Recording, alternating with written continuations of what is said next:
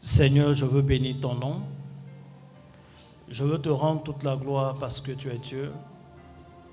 Merci pour ce soir. Merci pour cette veille qui marque la fin de notre moment de jeûne. Éternel, en ton nom, je veux prier et déclarer tes bénédictions sur notre mois de novembre. Que novembre soit également un mois de témoignage. Nous avons l'habitude de jeûner également en novembre. Père, que notre moment de jeûne de novembre 2026 ne soit pas un moment de lamentation, un moment où on pleure encore, où on cherche l'intervention de Dieu, mais que ce soit plus un moment de réjouissance. Un moment où nous jeûnons parce que nous aimons ta présence, parce que tu auras déjà fait. Je déclare le mois de novembre béni, que toute malédiction, toute programmation du diable dans ce mois soit détruite au nom de Jésus-Christ de Nazareth. Amen. Bien-aimés, que Dieu vous bénisse, que la main de Dieu soit sur la vie de chacun d'entre vous. Je suis très content de vous retrouver en ce soir. Hier, on a eu beaucoup de difficultés. Aujourd'hui, nous procédons de cette façon. J'espère qu'on aura une meilleure diffusion et que cela va vous faire du bien. J'espère que le son est déjà bon et que ce n'est pas trop lourd. Je ne sais pas. Ça, votre appréciation, c'est bon, c'est pas trop lourd. Je salue toutes les personnes qui sont connectées. On va commencer l'enseignement. Réveille un frère, réveille une soeur, envoie le lien, partage. Il faut partager au fur et à mesure, partage, mets des cœurs, parce que je commence l'enseignement maintenant. Et souvent, quand on est lancé, on n'est pas des streamers professionnels, donc par moment, je n'ai pas le réflexe de revenir encore te dire partage, mets des cœurs, mets des commentaires. Ce que je te demande simplement, c'est d'être connecté en esprit et aussi par la technologie. Partage toi-même, copie le lien, dis des amen. Lorsqu'on cite des versets, tu peux, comment on dit ça, les copier de ta Bible en numérique et les mettre en commentaire. Ça fait vivre le live et tout ça, ça fait du bien. Le thème que nous traitons depuis un moment, c'est attracteur de bénédiction. Et je veux, avant de commencer même pleinement à parler du thème, inviter une personne. Inviter une personne à la veillée de demain. Ce n'est pas une veillée à manquer, c'est une veillée à laquelle il faut être présent. J'ai dit veillée parce que c'est des prières nocturnes. C'est la nuit que nous allons prier. On se retrouve à 20h ici même. L'Esprit de Dieu est disposé à nous faire du bien. Il va avoir une pluie de bénédictions. Il va avoir des engrais spirituels. Tout ce que le Seigneur met à notre disposition pour que nous portions effectivement et véritablement beaucoup de fruits en cette année 2026 et durant toute notre vie. Il faut venir avec un calendrier et nous allons faire des actions prophétiques. Vous savez, on est en fin de jeûne. Logiquement, quand nous sommes en fin de jeûne, il faut venir également avec ton offrande. Que Dieu vous bénisse abondamment. Amen. Le thème que nous traitons, c'est attracteur de bénédiction. Nous sommes dans un contexte particulier. Nous sommes dans le contexte du jeûne de 12 jours, Euphrate, fructifier, multiplier, dominer. Le verset de base que nous avons étudié, c'est Genèse 1, verset 28. La Bible dit, Dieu les bénit et Dieu leur dit, soyez féconds, multipliez, remplissez la terre et la sujettissez, dominez sur les poissons de la mer, sur les oiseaux du ciel et sur tout animal qui se meut sur la terre. On a dit donc, pour pouvoir être fécond, pour pouvoir multiplier et remplir la terre, on a besoin au préalable de la bénédiction divine. C'est la condition sine qua non. Et la Bible est sans appel quand elle dit dans Proverbe 10, verset 22, que c'est la bénédiction de l'Éternel qui enrichit et ne la fait suivre d'aucun chagrin. Amen. Ceci dit, nous cherchons à être bénis. Nous voulons la bénédiction de l'Éternel. Et je prie dès maintenant que la bénédiction de Dieu se pose sur toi, que son approbation soit avec toi au nom de Jésus-Christ de Nazareth. Il y a deux catégories de bénédictions. Il y a la bénédiction commune.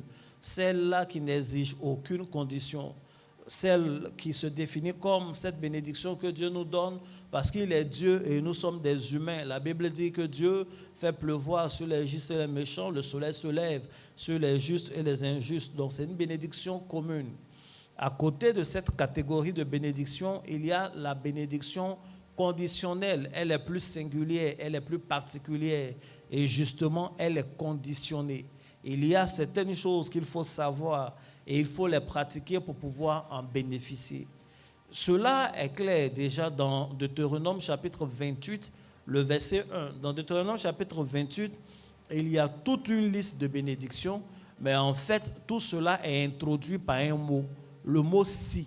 Le mot « si » qui marque la condition. Il dit, si tu es obéissant, ainsi de suite, tu vas avoir la domination, la supériorité sur les autres nations. Donc, cela nous introduit clairement qu'il y a des bénédictions qui sont conditionnées. Elles sont conditionnelles. Et pour justement les avoir, il faut des attracteurs. Nous avons dit que le mot bénédiction, quand on traduit de l'hébreu, vient de Bérek. Bérek qui veut dire genou. Donc la bénédiction est liée au genou. Ce qui veut dire que le premier attracteur de la bénédiction, c'est lié au genou, c'est l'humilité. L'autre attracteur lié au genou toujours qui attire les bénédictions, c'est l'adoration. Donc si tu veux être béni, il faut pratiquer l'humilité, il faut être un adorateur. Quelqu'un a dit Amen. Au-delà de ça, nous avons dit, justement toujours partant de Deutéronome 28, verset 1, qu'il est bon. Il est bon que nous soyons obéissants. C'est l'obéissance qui nous permet de recevoir la bénédiction de Dieu. Obéissance à la parole de Dieu, à Dieu, obéissant au conducteur que Dieu nous a donné, à nos parents spirituels. En plus de ça, il faut ajouter un quatrième attracteur de bénédiction qui est la loi de l'honneur, l'honneur aux parents. La Bible le dit, honore ton père et ta mère afin que tes jours se prolongent. C'est une bénédiction. La longévité, ce n'est pas rien. Donc, il faut honorer ses parents biologiques. Il faut les honorer, honneur à celui à qui honneur est dû.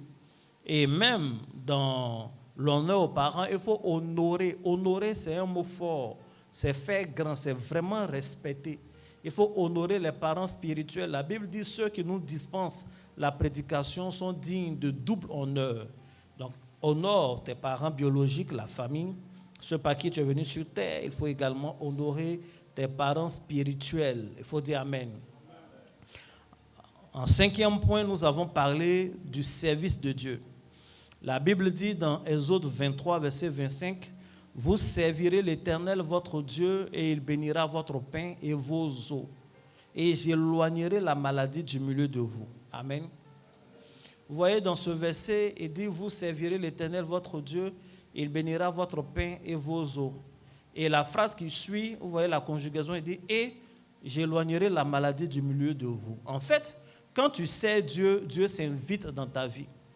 Parce qu'on dit, vous servirez l'Éternel et vous bénira. Et dans la même phrase, le sujet change. Et je bénirai. Amen. Je chasserai la maladie, j'éloignerai la maladie du milieu de toi. Est-ce que vous voyez comment la phrase est construite? Je reprends. Voici la même phrase, le sujet. Vous servirez l'Éternel, votre Dieu, on parle de vous. Et il vous bénira, on parle de lui à la troisième personne. Il bénira votre pain et vos eaux. Et j'éloignerai la maladie du milieu de nous. Donc, tous ceux qui font le service de Dieu, en fait, invitent de façon profonde, de façon forte, Dieu dans leur vie. Dieu se conjugue à la première personne dès que tu commences à le servir. J'encourage tous ceux qui sont dans les départements, j'encourage tous ceux qui servent au sacerdoce, à la chaire, j'encourage tous ceux qui sont dans tous les groupes, qui servent dans des conseils d'église, des gens de médias, tout et tout, que Dieu vous bénisse et que la présence de Dieu soit véritable et réelle dans vos vies. Il faut dire Amen. Donc, je veux commencer là. Je vais continuer par le point où hier on n'entendait pas bien. Le sixième attracteur de bénédiction dont je veux parler, c'est la Sainte Seine. La Sainte Seine n'est pas un simple rite symbolique, elle est une alliance renouvelée, un acte spirituel puissant qui ouvre les portes de la bénédiction divine. C'est ça la Sainte Seine. J'explique le principe. La Bible dit dans Lévitique 17, verset 11, « Car l'âme de la chair est dans le sang. » Peut-être c'est pour ça aussi que hier ça ne passait pas. Je vais remplacer par Moja. Vous allez comprendre. Car l'âme de la chair est dans le Moja. Je vous l'ai donné sur l'autel, afin qu'il servît d'expiation pour vos âmes. Car c'est par l'âme que le sang fait l'expiation. Amen. Jean chapitre 6, versets 53 à 56. Vous allez sûrement lire à la maison. Le principe, c'est lequel? Le principe est que l'âme des humains, l'âme des mammifères, des animaux également, l'âme est logée dans le sang. Amen. Lorsque nos parents nous mettent au monde, on prend quelque chose d'eux, d'un point de vue physique. La biologie peut le démontrer. La génétique peut le démontrer. On prend quelque chose de nos parents parce qu'ils nous ont mis au monde. Ils nous transmettent ce qu'ils ont d'un point de vue physique, scientifique. Et dans ce qu'ils nous transmettent, ils nous transmettent également leur moja qui coule dans leurs veines. Or, la Bible dit que c'est dans ce liquide-là que l'âme se trouve. Donc, en réalité, au-delà de ce qu'ils nous donnent, de ce liquide qui est dans leurs veines, en fait, ils nous donnent de leur âme. Or, si de génération en génération, il y a eu des actes, des adorations, des choses qui ont pu attirer la malédiction, en nous transmettant ces choses-là, ils nous transmettent la même malédiction. Les parents ne transmettent pas seulement le côté physique, ils transmettent aussi souvent le caractère, les états d'âme, la façon d'être, parce qu'ils nous donnent de leur âme. Ils nous donnent de leur âme. On prend de leur chair, mais on prend également de leur âme. Voici le principe. Et Dieu dit à ses enfants de ne pas manger les animaux étouffés. L'année passée, je vous ai parlé des animaux étouffés ici. Les gens ont dit, nous on veut ramener les gens dans l'Ancien Testament, mais bref, j'ai déjà prêché dessus. Ce que ça a édifié, ça les a édifiés. Il faut dire Amen. Donc, ce liquide-là est un véhicule des choses spirituelles, de l'âme. L'âme qui est médium, une jonction entre la chair et l'esprit. Alors, Jésus est la parole faite chair. Jésus est Dieu. Il n'y a pas quelque chose qui peut représenter une meilleure bénédiction que la personne de Jésus lui-même. Jésus lui-même est totalement béni. Amen. C'est de ça qu'il est question. Jésus, il est la bénédiction personnifiée. Et la Bible dit un soir, il fait asseoir ses disciples et il leur donne une coupe de vin. Et il leur dit de boire parce que c'est son liquide vital. Il leur donne un morceau de pain. Il leur dit de manger car c'est son corps, sa chair. Et en le buvant donc, ils sont en train de boire l'âme de Jésus. En fait, par ce rituel-là, par cette cérémonie, Jésus se dévêt de son âme et il en revêt ses disciples. En fait, c'est ce acte-là qui était matérialisé dans Genèse, où une bête a été immolée et Dieu a pris sa peau pour habiller Adam et Ève. Donc, lorsque Jésus fait la cérémonie de la Sainte Seine, il se dépouille de sa divinité. Il se dépouille de son caractère représentant la bénédiction elle-même. Et il revêt ses apôtres avec. Et il dit, faites ceci en mémoire de moi. Et le Saint-Esprit nous a transmis la même connaissance, le même rite, et on le fait. Donc celui qui prend la Sainte Seine est en train de prendre la personne de Jésus. Est en train d'ingérer l'âme de Jésus. Il est en train de se greffer à l'âme de Jésus. Si donc l'âme peut véhiculer des malédictions en fonction de son origine, rendez-vous compte que l'âme de Jésus nous donne la bénédiction à gogo. Je voudrais par cet enseignement que ta manière de voir la Sainte Seine change. La Sainte Seine n'est pas un repas, une étape quelconque du culte. On est venu au culte, bon, à un moment donné, on dit on prend la Sainte Seine. La Sainte Seine est un moment hautement mystique, un moment où on se dévêt de nos chairs, où on revêt la personne même de Dieu. On peut dire valablement, Christ en moi, l'espérance de la gloire, parce que nous ingérons son âme. Donc si Christ est bénédiction, nous sommes bénis. Voici pourquoi j'enseigne et je dis que la Sainte Seine fait partie des attracteurs de la bénédiction. De bénédiction spirituelle, de bénédiction matérielle, de tout genre de bénédiction. Il faut bien dire Amen. Il faut bien dire Amen. Et il faut discerner quand tu prends la Sainte Seine. De toutes les façons, Jésus a dit que son liquide vital là est vraiment un breuvage. Et que son corps, la chair, est vraiment de la nourriture. Il nous le faut. Et Jésus a bien fait, il sait faire ces choses, de donner la Sainte Seine avant d'aller à la croix. Parce que la Bible dit, maudit soit celui qui est pendu à la croix. Donc à la croix, il allait être porteur de toutes les malédictions du monde.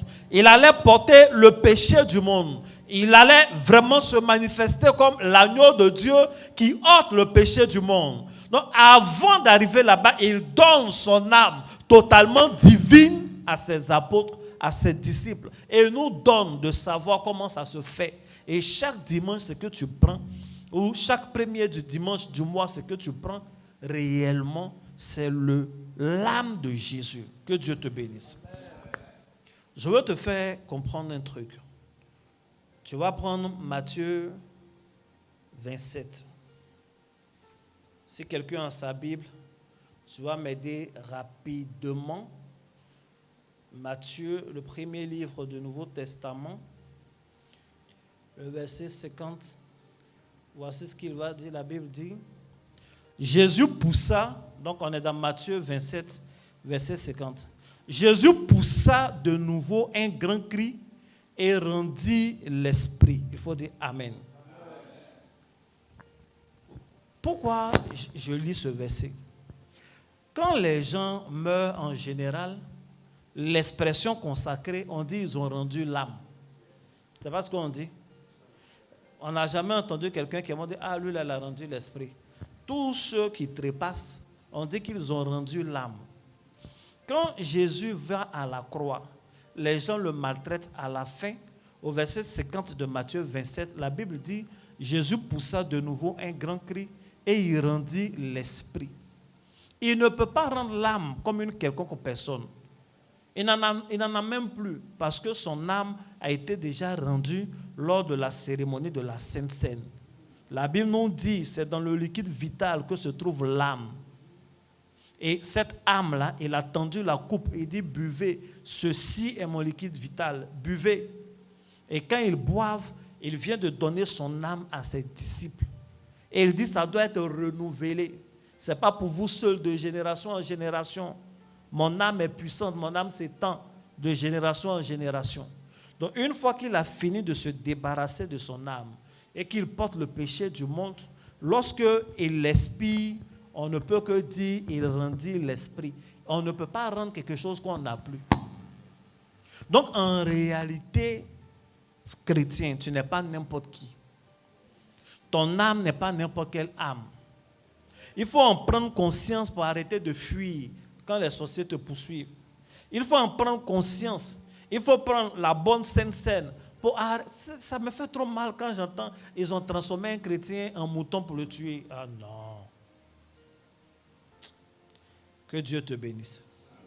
Comme ce n'est pas le sujet du jour, je ne vais pas trop pousser de ce côté. Mais je veux que tu réalises que la sainte scène attire la bénédiction. Il faut dire Amen. Et ce n'est pas que la bénédiction matérielle. D'ailleurs, la première fois qu'il y a eu usage de sainte scène, c'était dans l'objectif de donner la bénédiction. Ce n'était pas dans l'objectif de se remémorer quelque chose. C'était dans l'objectif de donner la bénédiction. Je vous lis Genèse.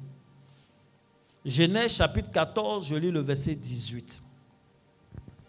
Melchisédek, roi de Salem, fit apporter du pain et du vin. Il était sacrificateur du Très-Haut. Il bénit Abraham et dit, béni soit Abraham par le Dieu Très-Haut, maître du ciel et de la terre. Il faut dire Amen. C'est explicite. L'objectif de Melchisédek, c'est de venir transmettre la bénédiction à Abraham. Il y a des promesses sur la vie d'Abraham. Quand Dieu a appelé Abraham, il dit, je te bénirai. Il n'a pas dit, je te bénis. Il dit, je te bénirai. Un moment va arriver dans ta vie où je vais te bénir. C'est conjugué au présent et au futur. Et dans le processus, effectivement, un jour va arriver où Abraham reçoit la bénédiction. Et Melchisédek, la figure de Christ, qui a amené à aller transmettre cette bénédiction à Abraham en partant, utilise des outils. Et les outils qu'il utilise, en fait, on se rend compte que c'est la Sainte Seine. Il fallait introduire le vin et le pain dans la vie d'Abraham et ensuite proclamer la bénédiction. C'est ce qui allait lui permettre de recevoir véritablement cette bénédiction et de la voir se matérialiser. La Sainte Seine est un attracteur de bénédiction. La Sainte Seine est une chose, si elle est respectée, si elle est sue, si elle est faite normalement et discernée, qui va t'attirer la bénédiction. Ça met des choses en toi. C'est pourquoi ici à Réveil des Héros, chaque fois qu'on finit de prendre la Sainte Seine, parce que je vous ai donné le pain, parce que je vous ai donné le vin, je proclame toujours des paroles de bénédiction. Par moment, je vous dis de mettre la main sur le ventre, de dire des paroles. Parce qu'en ce moment-là, tu es très propre, très apte à capter la bénédiction. Il faut dire Amen. D'ailleurs, l'apôtre Paul appelle la coupe de la Sainte Seine la coupe des bénédictions. 1 Corinthiens 10, verset 16. Il dit, la coupe de bénédiction que nous bénissons, n'est-elle pas la communion avec le sang de Christ? Donc, il appelle cette coupe-là la coupe de bénédiction. Une coupe de champagne, ce qui y est, c'est du champagne. Une calebasse de bangui, ce qui y est, c'est du bangui. Un verre d'eau, ce qui y est, c'est de l'eau. Une coupe de bénédiction, ce qui y est, c'est la bénédiction. Donc, si l'apôtre Paul appelle cette coupe une coupe de bénédiction, il sait ce qui y est, il sait ce que cela fait. Bien-aimé, ne voit plus la Sainte Seine comme une chose quelconque. Ne voit plus la Sainte Seine comme une étape de plus du culte. C'est quelque chose d'extraordinaire. Une alliance renouvelée, mais un puissant attracteur de bénédiction. Il faut dire Amen. Le temps est en train d'avancer, mais il était important que je t'explique bien ça. Le septième point, le septième attracteur de bénédiction dont je veux parler, ce sont les prémices, les dîmes et tout ce qui suit. Amen. Les prémices d'abord, je ne vais pas durer dessus. Ézéchiel 44, verset 30. La Bible dit,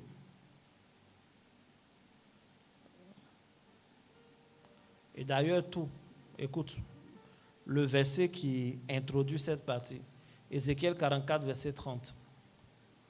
Les prémices de tous les fruits et toutes les offrandes que vous présenterez par élévation appartiendront au sacrificateur. Vous donnerez au sacrificateur les prémices de votre pâte, afin, dans quel but? Afin que la bénédiction repose sur votre maison. Donc, les prémices, les offrandes, les holocaustes qu'on élève par, les choses qu'on élève on présente par élévation, on dit ça va appartenir au sacrificateur. Les prémices, tout ça. Dans quel objectif? Afin que la bénédiction repose sur votre maison.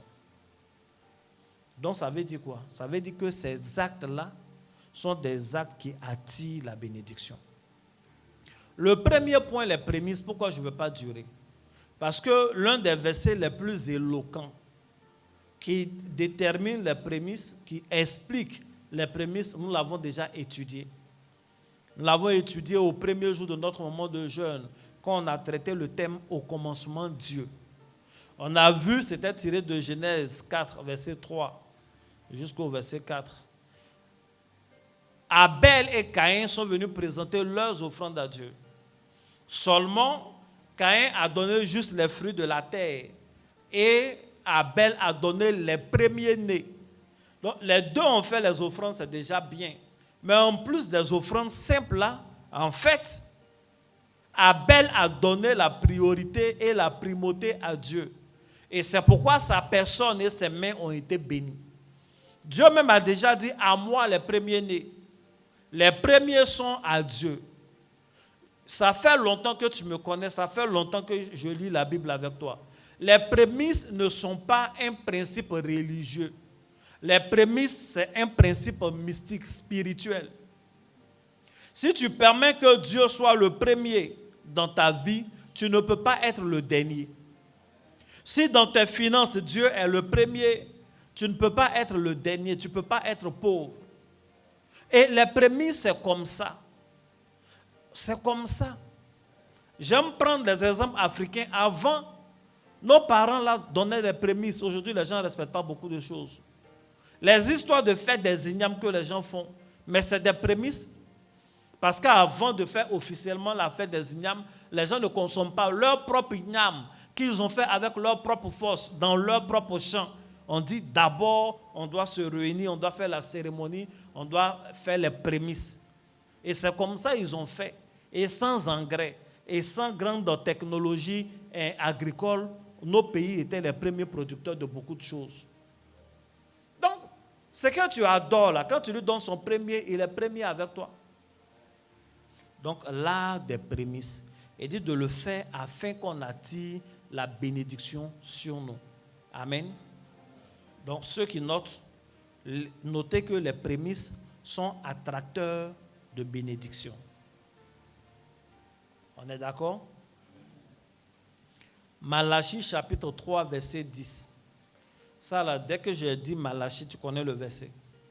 C'est Dieu qui parle. Il dit, apportez à la maison du trésor toutes les dîmes, afin qu'il y ait de la nourriture dans ma maison. Mettez-moi de la sorte à l'épreuve, dit l'Éternel des armées. Et vous verrez si je n'ouvre pas pour vous les écluses des cieux, si je ne répands pas sur vous la bénédiction en abondance.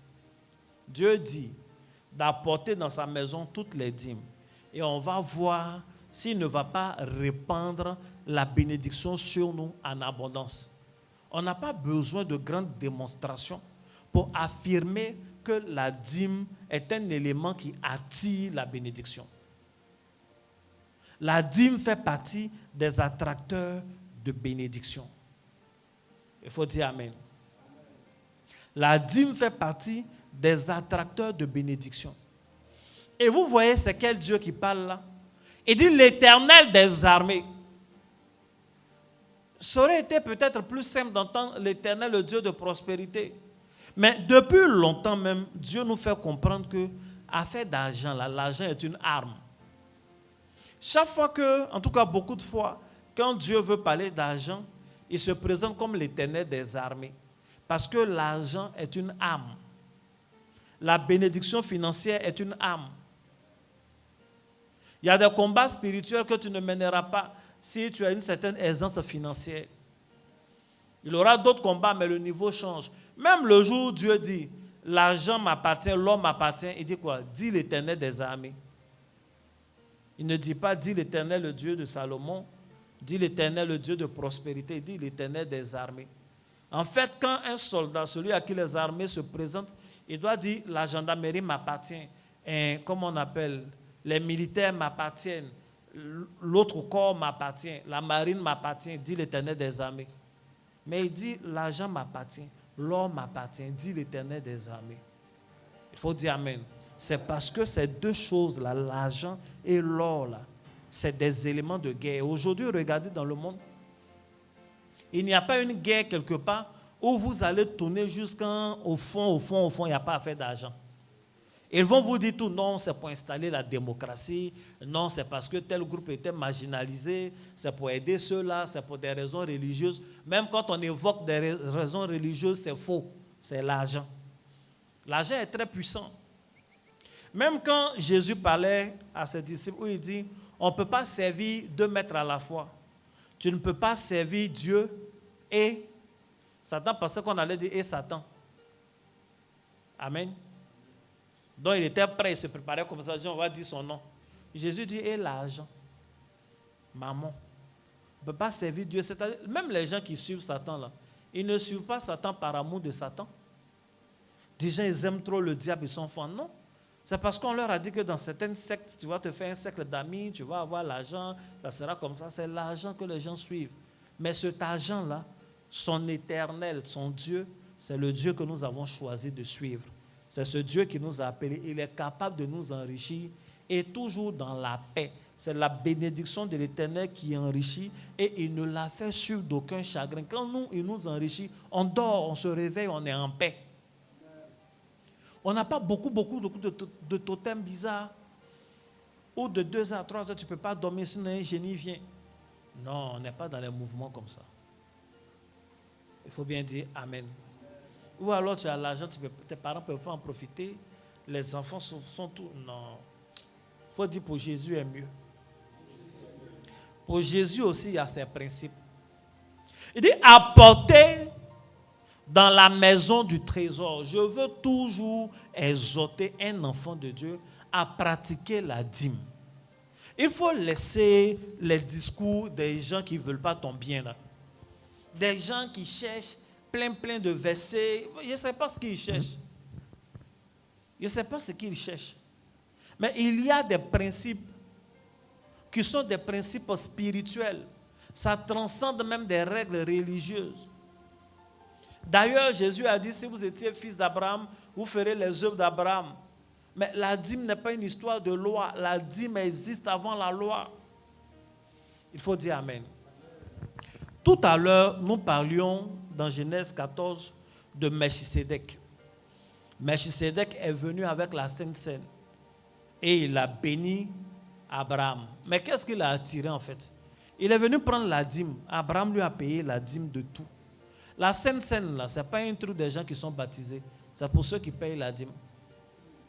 Ah, tu ne payes pas dîme, mais toujours tu prends Sainte Seine. Souvent, tu veux 2 pains. Pourquoi? Tu veux 2 pains. Mais tu payes dîme une fois chaque 10 mois. Pourtant, tu as des entrées régulières. La dîme n'est pas pour l'enrichissement des pasteurs. Ce n'est pas pour l'enrichissement de l'Église. Ou alors, si c'est pour l'enrichissement des pasteurs de l'Église, ça commence d'abord par toi-même, ton enrichissement. Tout le monde, chacun a sa foi qu'il pratique. Beaucoup de personnes qui souvent créent des faux comptes, qui te découragent, qui ne veulent même pas que tu payes la dîme. Pourquoi tu vas payer la dîme? Tu vas donner à l'Église comme ça. Est-ce que tu vois, c'est Dieu qui prend? Ceux-là, il y en a parmi eux qui sont capables de donner même leur œil, sacrifier leur pied pour avoir l'argent. Il y en a qui n'ont pas hésité à donner leur enfant pour avoir l'argent. Et c'est eux qui te traitent de pas intelligent. Toi, tu n'es pas intelligent. Hein? Tu donnes ton argent là au pasteur. Lui, il est intelligent, là, il allait donner son enfant quelque part. Lui, il dit, il est intelligent, il allait donner son œil, il allait donner son pied. Il allait réduire ses jours de vie sur terre. Non, prenez 5 ans sur ma vie. Tu penses qu'il est plus intelligent que toi? Au contraire, il veut te maintenir dans la domination. C'est pourquoi il te parle comme ça. Et de plus en plus, ces gens-là recrutent eux aussi des blogueurs pour qui ils parlent. Les blogueurs se lèvent. Non. Tu vends un ticket, vends ton ticket. Il ne faut pas te mettre dans le fait de je vais critiquer les pasteurs, les hommes de Dieu. La spiritualité est large, profonde. Dieu est miséricordieux. Mais il y a des choses qu'il faut éviter. Il y a des choses qu'il faut éviter. Chacun a sa foi. La vie sur terre où on est venu là, on ne peut pas s'en sortir sans sacrifice. Et les sacrifices, il y en a de plusieurs façons. Je vais en parler tout à l'heure. Que Dieu te bénisse. C'est quoi la vérité? Je parle à un chrétien. La vérité, c'est que la dîme attire la bénédiction divine. Abraham a payé la dîme, ça a attiré Melchisedec. Dans Malachie, Dieu a dit, payez dîme là, vous verrez si je ne répands pas la bénédiction en abondance sur vous. Mais lorsque Abraham venait de mener ses activités de combat et qu'il a eu beaucoup de biens, il y a 2 rois qui se sont présentés à lui. Vous allez lire ça dans Genèse 14. 2 rois. Je lis Genèse 14, verset 20. Melchisedec est venu. Genèse 14, verset 21. Le roi de Sodome dit à Abraham, donne-moi les personnes et prends pour toi les richesses. Est-ce que quelqu'un comprend? Donne-moi les personnes et prends les richesses. Donne-moi l'homme et puis il faut prendre l'argent. Donne-moi l'homme. Si tu me donnes l'homme, tu peux prendre les voitures, tu vas avoir beaucoup de voitures. Donne-moi l'homme. Si tu me donnes l'homme, il faut prendre tous les terrains là, il faut prendre les maisons, il faut prendre les postes. Cette phrase-là ne te rappelle rien. C'est ce qui se passe aujourd'hui. Donne-moi l'homme et puis tu vas prendre des choses. En fait, quand Abraham a fini son combat, il y a 2 rois qui se sont présentés à lui dans cette vallée. Il y a le roi de Salem, qui est Melchisedec, et il y a le roi de Sodome. Et les 2 sont venus pour dealer avec Abraham. Et Abraham a choisi de dealer avec Melchisedec, et il n'a pas dealé avec le roi de Sodome. Nous tous, nous lisons la Bible, nous connaissons la suite de l'histoire de Sodome. Et nous connaissons la suite de ce que Abraham est devenu. En réalité, chaque fois que tu as une entrée, chaque fois que tu as de l'argent, chaque fois que tu as des biens qui rentrent, il y a 2 rois qui se présentent à toi. Il y a le roi de Melchisedec et il y a le roi de Sodome. Et les 2 veulent dealer avec toi. La manière de dealer avec Melchisedec, roi de Salem, c'est de lui donner la dîme. La manière de dealer avec le roi de Sodome, c'est de lui donner les hommes. Et tu gardes les richesses pour toi. Donc quand tu commences à garder tout pour toi, en fait, tu es en train de dealer avec le roi de Sodome. Et il prend les hommes comment? Il peut les prendre humainement, il peut prendre leur vie. Il peut prendre leur santé, les user. Il peut prendre 1 jour, 2 jours sur leur longévité. Il peut les malmener, il peut avoir le contrôle de leur destinée. Il peut ouvrir des portes pour envoyer des dépenses inutiles. Ce que tu dois savoir, c'est que quiconque ne deal pas avec Melchisedec, roi de Salem, est en train automatiquement de dealer avec le roi de Sodome. C'est la vérité qui est là. Souvent tu es là, tu vois, il y a des gens là même là, leur vie est pourrie, ça c'est Sodome même qui est là. Mais toi-même, le fait de ne pas donner la dîme, tu deals avec le roi de Sodome.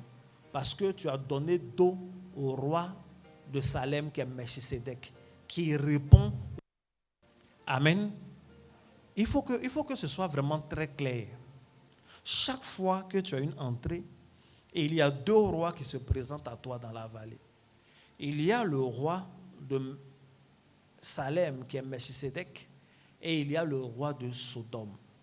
Et chaque fois que tu donnes dos à Melchisedec, cela veut dire automatiquement que tu es en train de dealer avec le roi de Sodome.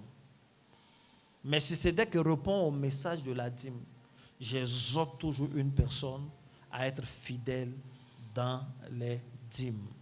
Que Dieu te bénisse. Donc, les prémices sont attracteurs de bénédiction. La dîme également attire la bénédiction. Que Dieu te bénisse.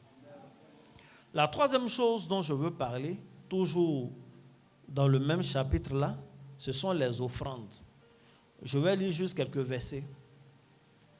Je n'ai pas besoin de beaucoup insister.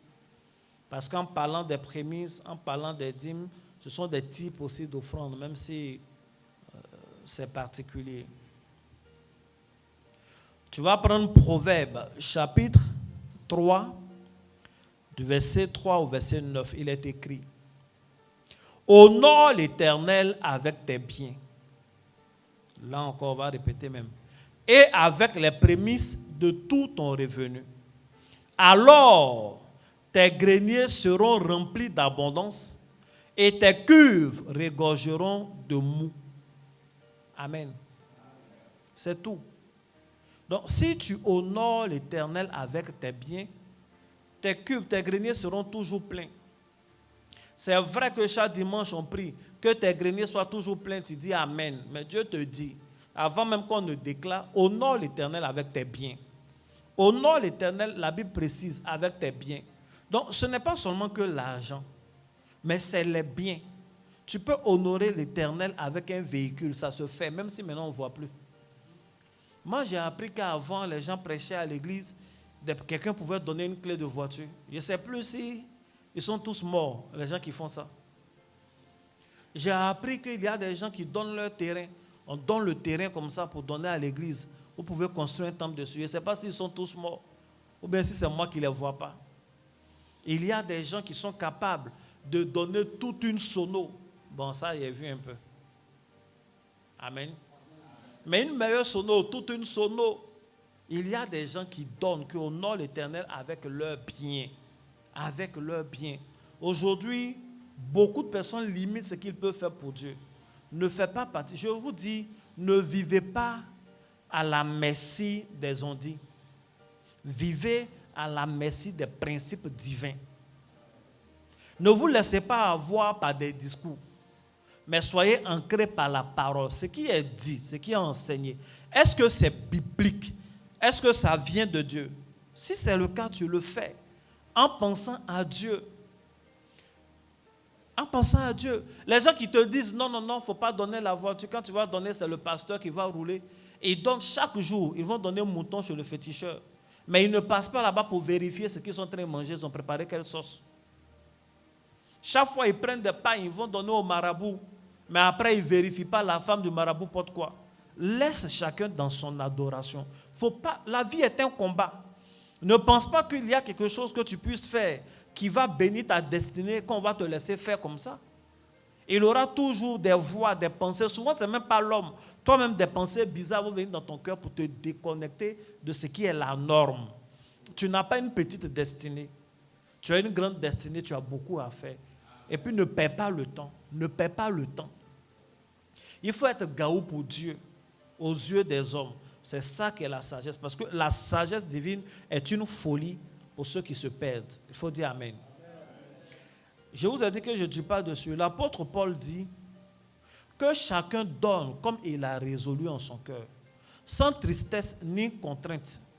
Car Dieu aime. Dieu aime qui?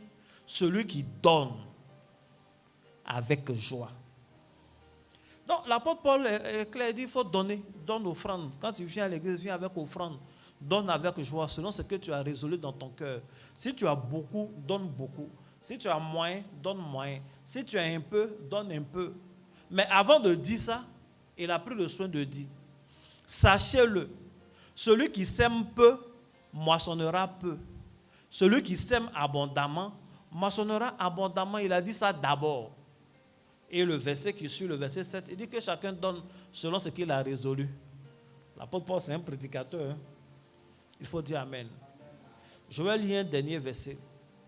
Ça, ce n'est pas l'apôtre Paul qui parle. Ce n'est pas Salomon qui parle. C'est le plus grand prédicateur de tous les temps qui parle en la personne de Jésus-Christ himself. Luc 6, verset 38. Il dit, donnez. Jésus dit quoi? Il dit donnez. Donnez, virgule, et il vous sera donné. On versera dans votre sein une bonne mesure, serrée, secouée et qui déborde. Ce n'est pas ça qui est la bénédiction. Car on vous mesurera avec la mesure dont vous serez servi. Quand Jésus a dit ça, il n'a plus rien dit. Mais c'est la même chose que l'apôtre Paul reprend. Je relis. Donnez et il vous sera donné. On versera dans votre sein une bonne mesure, serrée, secouée et qui déborde. Car on vous mesurera avec la mesure dont vous serez servi. C'est important. C'est très, très, très important. Donc, les offrandes sont un facteur qui attire la bénédiction. Est-ce que tu vas faire les offrandes? Il y a des gens, même quand ils vont à l'église, ils trient leur argent. Souvent, quand ils sortent pour aller manger le soir, ils prennent beaucoup d'argent, on ne sait jamais. Il peut y avoir des imprévus. Donc, ils prennent toujours un peu plus d'argent, logiquement, que le budget prévu pour là où il va. Mais quand il va à l'église, il prend juste l'argent juste parce qu'il se dit, les pasteurs avec leur bouche, il ne faut pas y partir à mon argent, il est arrivé là-bas, ils vont dire un truc, ça va me toucher, puis il a donné mon argent. Vous voyez, non? Pourquoi tu fais comme ça? Ça, il vient de parler de quelqu'un comme ça. Il laisse l'argent là-bas parce que s'il va, on ne sait jamais qui va prêcher. On va dire un truc et puis par hasard, ça va le toucher, il va lui donner son argent. Donc pour sécuriser son argent, il laisse à la maison. Pourtant, dimanche soir ou bien samedi, pour aller à la plage, il prévoit, on ne sait jamais. Pour aller au marché, il prévoit, on ne sait jamais. Les mamans, pour aller au supermarché, elles prévoient toujours plus, on ne sait jamais. Peut-être que je vais tomber sur un coup de cœur. Mais il y a bénédiction, coup de cœur aussi à l'église. Il faut prévoir toujours plus. Est-ce que j'ai parlé à quelqu'un? Est-ce que j'ai parlé à quelqu'un? Je vais lire 2 passages collés en un seul bloc. Je veux que tu écoutes la lecture, comme ça le commentaire ne sera pas long. Genèse 8, verset 18 à 22 jusqu'à 9. Et Noé sortit avec ses fils, sa femme et les femmes de ses fils. Tous les animaux, tous les reptiles, tous les oiseaux, tout ce qui se meut sur la terre, selon leur espèce. Sorti de l'arche, Noé bâtit un autel à l'Éternel et prit de toutes les bêtes pures et de tous les oiseaux purs, et il offrit des holocaustes sur l'autel. L'Éternel sentit une odeur agréable, et l'Éternel dit en son cœur, je ne maudirai plus la terre à cause de l'homme, parce que les pensées du cœur de l'homme sont mauvaises dès sa jeunesse. Et je ne frapperai plus tout ce qui est vivant comme je l'ai fait. Tant que la terre subsistera, les semailles et la moisson, le froid et la chaleur, l'été et l'hiver, le jour et la nuit ne cesseront point. Dieu bénit Noé et ses fils et il leur dit, soyez féconds, multipliez et remplissez la terre. Il faut dire Amen. Le passage est clair. Il y a eu le déluge. Dieu a fait grâce à Noé et à sa famille. Après, le déluge a cessé, ils sont sortis. Quand ils sont sortis, la Bible dit, Noé va bâtir un autel. Sincèrement, Dieu a déjà fait tout ce qu'il avait à faire. Il les a déjà sauvés. Il a arrêté la pluie, il a donné des signes. Ils sont sortis, ils peuvent se débrouiller. Déjà, il y a femme et enfants. Donc, ils peuvent se multiplier. Mais Noé, je ne sais pas qui lui a enseigné ça. Mais vous savez, il y a un prophète en chacun d'entre nous. Noé est un prophète. Et il prend des oiseaux, il prend des animaux et il offre un sacrifice sur un autel. La Bible dit, l'Éternel a senti l'odeur du sacrifice et il va commencer à prononcer des paroles. D'abord, il dit qu'il ne va plus frapper l'homme de cette façon-là. Il enlève les histoires de malédiction à cause des hommes. Parce que l'homme est mauvais depuis sa jeunesse, c'est comme ça l'homme est. Et il commence à les bénir. À les bénir des bénédictions communes. Et à la fin, le verset 1 du chapitre 9, la Bible dit, Dieu bénit Noé et ses fils. Il leur dit, soyez féconds, multipliez, remplissez la terre, comme dans Genèse. Donc, le sacrifice a apporté au-delà du simple salut. Ils étaient déjà sauvés, ils avaient le salut. Ils sont montés dans l'âge. L'âge est le symbole de Christ. La croix de Jésus pour nous sauver du jugement. Ils n'ont pas subi le même jugement. Donc, ils sont sauvés, leur vie peut continuer sur terre. Mais cette vie-là allait être impossible sans la bénédiction de Dieu. Cette vie n'allait pas être fructueuse sans la bénédiction de Dieu. Et Noé a senti dans son cœur d'offrir un sacrifice. Et le sacrifice attire Dieu. Ses regards favorables sur Noé et sur ses enfants. Et la Bible dit, le verset 1, Dieu prend la décision de les bénir. Dieu bénit Noé et ses fils. Il dit, soyez féconds, multipliez, remplissez la terre. Les sacrifices attirent la bénédiction. Les sacrifices attirent la bénédiction. Quelqu'un qui fait les sacrifices, qui honore Dieu, attire la bénédiction.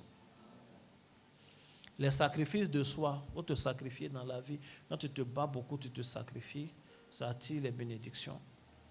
Les sacrifices rituels, souvent, tu peux donner un mouton, on prépare, on mange. On n'envoie pas ça à Kankumba ou bien pour donner à un fétiche. C'est une forme, tu n'en avais pas prévu, mais tu donnes pour participer à une fête. Bon, sacrifice te fait peur, agapé est bon. Mais agapé, là, on ne fait pas ça avec mouton vivant. Ou poulet vivant, ou cabri vivant. Depuis tu vas à l'église et puis on dit il y a agapé, tu as déjà vu dans ton assiette poulet vivant. Ils ont tué poulet là, non? C'est sacrifice. Depuis tu fais agapé, tu as déjà vu dans ton assiette, ah, il y a agapé aujourd'hui. Et puis on te sert, tu regardes dans le tchèp là, tu vois, il y a un mouton qui est arrêté dans le tchèp. Non, ils l'ont tué. Et puis ils ont pris viande là pour faire. C'est un sacrifice. Les gens t'ont fait peur pour dire que non, tout ce qui est sacrifice, ça répond aux démons, machin. Non, c'est un principe. C'est un principe. Que Dieu te bénisse. Comme j'ai beaucoup prêché sur ça, je ne vais pas durer. Maintenant, après, si tu as des questions, je suis bien présent. Que Dieu te bénisse. Mais faites ces choses-là. Je lis un dernier verset. 2 Samuel 24, verset 24. Mais le roi dit à Aravna, non, je veux l'acheter de toi à prix d'argent. Et je n'offrirai point à l'Éternel mon Dieu des holocaustes qui ne me coûtent rien. Et David acheta l'air et les bœufs pour 50 cycles d'argent. Donc beaucoup d'argent. Dans ce passage, David veut offrir un lieu à l'Éternel. Je résume. Et il y a un endroit qui est bon, un bon champ où on peut faire. Seulement, ça appartient à quelqu'un. Et quand cette personne a su que c'est le roi qui demande, et qui demande pour offrir à l'Éternel, il dit, mais bon, c'est quand même le roi, et puis c'est l'Éternel. Il est très intelligent. Il y a des gens qui ne sont pas intelligents. Si c'est eux, ils vont dire, ah, c'est le roi, il a beaucoup d'argent, il va vendre ça cher. Ce gars-là, il est stratégique, il est intelligent. Il sait, c'est à l'époque, le roi, il peut te déposséder de tout ce que tu as, et puis ça ne va pas quelque part. Parce que le roi est roi, il est juge, il est même prophète. Tu vas à l'église, c'est lui qui est là-bas. Tu vas au palais, c'est lui qui est là-bas. Palais de justice. Tu vas au palais royal, c'est lui. Tu as affaire à lui là, tu auras raison où? Donc il dit, il faut prendre. Et David, qui ne fait pas ça juste pour se montrer, dit, non, non, non. Il ne peut pas donner à Dieu un champ, un espace qui ne lui a rien coûté. Je n'offrirai rien à l'Éternel qui ne m'ait rien coûté. C'est ça le sens du sacrifice. Le sacrifice est au-dessus des offrandes prévues, des offrandes ordinaires. Quand la femme dit, il me reste juste un peu de farine, je vais faire un gâteau. Si j'ai fini de manger, mon fils et moi, c'est tous, on attend la mort. Et le prophète, il faut donner quand même. Il faut faire gâteau là, mais donne, je vais manger. Ça, c'est un sacrifice. Donc, le sacrifice, ce n'est pas toujours un bœuf qu'on envoie quelque part là-bas. Non, allons tuer bœuf, allons tuer mouton. Mais c'est donner quelque chose qui nous coûte. Celui qui sait donner à Dieu ce qui lui coûte, Dieu sait lui donner ce qui est précieux. Celui qui sait donner ce qui est précieux, Dieu lui donne ce qui est précieux. Celui qui sait s'aimer ce qui est précieux va récolter ce qui est précieux. Qu'est-ce que ça te coûte, ce que tu donnes à Dieu? Il y a des gens qui s'appuient sur le verset qui dit, ça prouve qu'ils n'ont jamais fait de sacrifice. Non, mais moi, quand il fait sacrifice, ça ne me dit rien. Je sais qu'il est donné à Dieu. Hein? Oh. Sacrifice, ça dit. Offrande, souvent, ça ne dit pas. Mais sacrifice, souvent le sacrifice, c'est un truc que tu as calculé. Il n'y a pas un sacrifice qui ne parle pas au sacrificateur. Quand Dieu dit, il faut donner Isaac, Abraham s'en va, Isaac commence à lui poser des questions. Quand ton sacrifice ne te parle pas, ça veut dire que ça n'a pas encore atteint un grand niveau. Souvent, il y a l'argent, tu prends, tu dis, il m'avait donné à l'église. En route, l'argent là même te parle. Il va te rappeler comment tu l'as obtenu. Il va te rappeler la quantité de sueur que tu as coulé. Il va te rappeler comment tu as souffert sur la route, comment c'était risqué, comment c'était dur. Il va te rappeler quelles sont les choses que tu peux faire avec lui. Et puis tu t'en vas comme ça donner. Si tu ne fais pas attention, tu vas faire demi-tour. Mais j'exhorte quelqu'un à réaliser que quand tu donnes à Dieu ce qui te coûte, la Bible dit Dieu n'est pas injuste pour oublier ce que nous faisons. Je veux que tu intègres dans ta vie, dans ta manière de vivre, dans ta manière de fonctionner, l'art des sacrifices. L'art des sacrifices. Dis avec moi, l'art des sacrifices.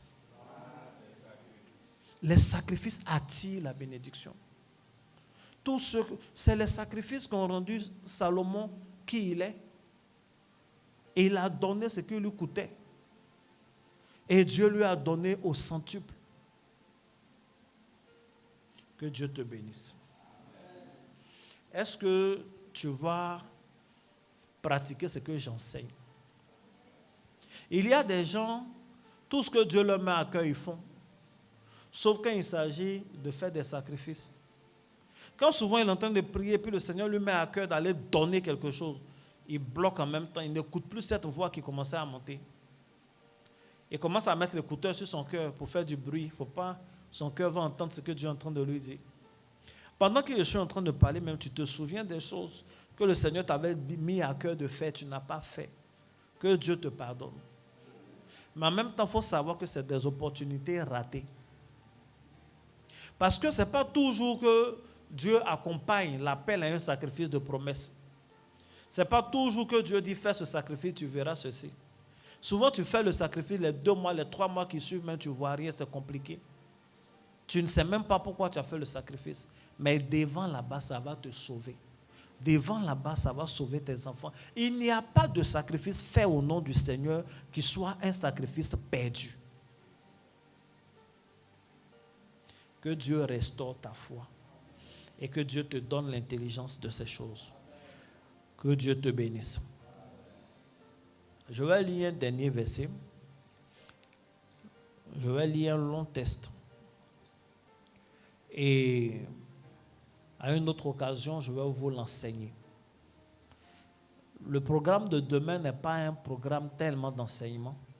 C'est un programme où on vient prier et on vient recevoir la grâce et la bénédiction de Dieu. Hier, on n'a pas pu faire le direct. Ça fait que je ne peux pas finir tous les attracteurs de bénédiction. Je ne vais pas les finir. Mais je vais vous lire juste ce passage et puis je vais dire Amen. Demain, il faut être à l'heure. Il faut venir à 20h. On va commencer à 20h. On va commencer la mise en place assez rapidement. Et à 20h, on sera déjà là. Il faut dire Amen. Agé chapitre 1, du verset 2 au verset 9. Je veux que tu écoutes bien. Ainsi parle l'Éternel des armées. Ce peuple dit, le temps n'est pas venu, le temps de rebâtir la maison de l'Éternel. C'est pourquoi la parole de l'Éternel leur fut adressée par Agé, le prophète en ces mots. Est-ce le temps pour vous d'habiter vos demeures lambrissées? Quand cette maison est détruite, ainsi parle maintenant l'Éternel des armées. Considérez attentivement vos voies. Vous sémez beaucoup et vous recueillez peu. Vous mangez et vous n'êtes pas rassasiés. Vous buvez et vous n'êtes pas désaltérés. Vous êtes vêtus et vous n'avez pas chaud. Le salaire de celui qui est à gage tombe dans un sac percé. Ainsi parle l'Éternel des armées. Considérez attentivement vos voies. Montez sur la montagne, apportez du bois. Bâtissez la maison et bâtissez la maison.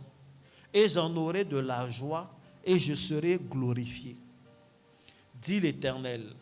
Vous comptiez sur beaucoup et voici vous avez eu peu. Vous l'avez rentré chez vous, mais j'ai soufflé dessus. Pourquoi? Dit l'Éternel des armées. À cause de ma maison qui est détruite. Tandis que vous vous empressez chacun pour sa maison. L'argent est à moi et l'or est à moi, dit l'Éternel des armées. La gloire de cette seconde maison sera plus grande que la première. La gloire de cette dernière maison sera plus grande que la première, dit l'Éternel des armées. Et c'est dans ce lieu que je donnerai la paix, dit l'Éternel des armées. Amen. Que Dieu vous bénisse. Il continue. Considérez attentivement ce qui s'est passé jusqu'à ce jour. Ça, on est dans Agé 2, verset 18. Jusqu'au 24e jour du 9e mois, depuis le jour où le temple de l'Éternel a été fondé, quand vous avez commencé les fondations, considérez attentivement. Y avait-il encore de la sémence dans les greniers? Même la vigne, le figuier, les greniers, le grenadier et l'olivier n'ont rien apporté. Mais dès ce jour, je répandrai ma bénédiction. Il faut dire Amen. J'ai lu tout ce long texte-là que tu pourras relire dans Agé. Tu peux lire tout le livre de Agé même. L'un des plus gros, l'une des meilleures opportunités d'attirer les bénédictions de plus grande qualité et qui durent sur plusieurs générations, c'est de bâtir la maison de Dieu. C'est de bâtir la maison de Dieu. Dieu promet des changements radicaux. Il dit, vous avez essayé de faire des choses, ça ne marchait pas. Mais regardez et considérez, dès que vous avez commencé la fondation de la maison de Dieu, jusqu'au 24 du mois, il n'y avait rien. Mais regardez, dès à présent, je répands ma bénédiction sur vous. Dès à présent, les choses seront différentes. C'est moi l'Éternel des armées. L'or est à moi, l'argent est à moi. Vous voyez que vous mangez, ce n'est pas comme si vous mourrez de faim. Mais vous n'êtes pas rassasié. Il y a des gens, peut-être, qui sont trop rassasiés. Peut-être ton salaire te rassasie trop. Peut-être les affaires que tu fais maintenant, les bénéfices que tu as là, ça te rassasie trop. Mais à l'époque, Jésus leur a dit, Dieu leur a dit, vous n'êtes pas rassasiés. Ce que vous mangez, ne croyez pas que c'est suffisant. C'est vrai, vous êtes vêtus, mais vous n'avez pas encore chaud, vous allez avoir froid. C'est vrai, vous buvez, mais votre soif n'est pas désaltérée. Ce que vous buvez là, il y a mieux que ça. Considérez, montez, allez couper les bois et bâtissez ma maison. Vous allez voir ce que je vais vous apporter. J'ai vu dans vos vies, le grenadier n'a rien donné.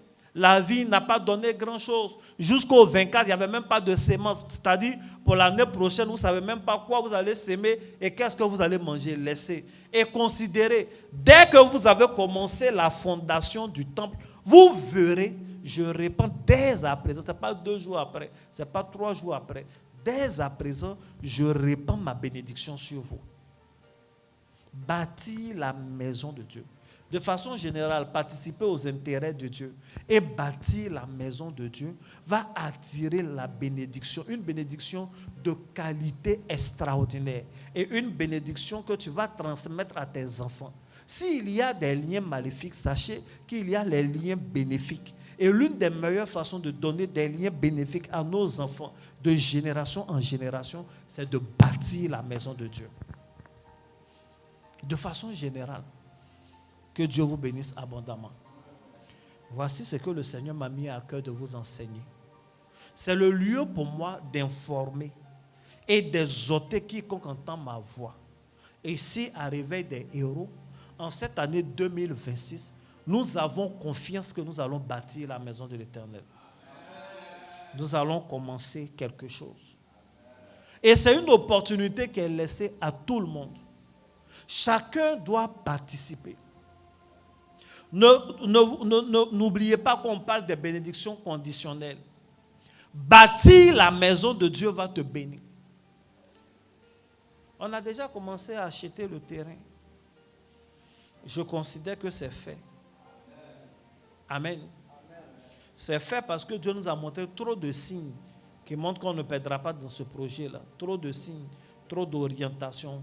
Et nous a facilité la tâche dans certaines choses. Le combat est rude, mais la maison du Seigneur qu'on va bâtir, tu vas donner combien de tonnes de ciment? Tu vas donner combien de bottes de fer? Tu vas donner combien de briques? Tu vas, je ne sais pas, tu vas donner combien en termes d'argent? Peu importe, on va faire des communications, mais dès à présent, il faut que tu saches que c'est une opportunité extraordinaire.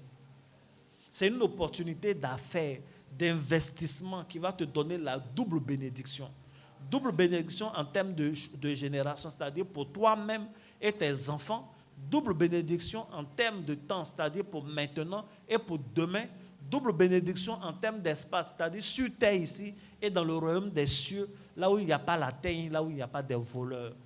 Il va falloir y participer. Et les participations sont dès maintenant ouvertes. Logiquement, tu dois faire toutes tes offrandes, tout et tout. Mais il y a quelque chose que tu dois mettre de côté pour dire, voici ma première participation pour bâtir la maison de l'Éternel. Sur cette prédication, je sème de cette façon. Sur cette prédication, je participe de cette façon. Et je veux voir l'Éternel répandre sa bénédiction sur moi. Mesdames et messieurs, que Dieu vous bénisse. Prenez toutes vos dispositions pour être là demain à l'heure. Que Dieu vous bénisse. Shalom. Shalom, que Dieu vous bénisse, que la main de Dieu soit sur la vie de chacun d'entre vous. Révérend l'ange Emmanuel Kwa, serviteur de Dieu auprès de vous. Nous espérons que le message que vous écoutez vous fait du bien et nous vous suggérons de le partager à vos proches. L'église Réveil des héros, dirigée par Dieu au travers de ma modeste personne, est à un stade de son évolution où elle a besoin de soutien. Nous faisons cette capsule pour exhorter tous nos frères, toutes nos sœurs que vous êtes à nous soutenir. Notre ambition est de donner des messages révolutionnaires aux enfants de Dieu. Vous donner les outils nécessaires pour vous en sortir dans ce monde qui, au final, est une véritable arène. Nous avons pour ambition de donner des lumières, des choses véritables qu'il faut aux enfants de Dieu, mais également d'évangéliser. Toutes ces choses pourront mieux se faire si nous avons pied à terre, comme on le dit. L'Église a donc pour ambition de procéder à l'acquisition d'un terrain, puis à la construction de son temple. Dans cette vision-là, nous avons besoin de vous tous. Nous avons besoin de toutes ces personnes qui sont édifiées, de toutes ces personnes dont le Seigneur touchera lui-même le cœur pour nous aider. C'est pourquoi vous trouverez toutes les coordonnées affichées à un coin de l'écran où vous pourrez faire vos dons. Nous avons besoin d'acquérir ce terrain-là. Nous avons besoin par la suite de bâtir ce temple. Nous aurons besoin de matériel pour servir Dieu avec excellence. Que Dieu vous bénisse, que la main de Dieu soit sur la vie de chacun d'entre vous.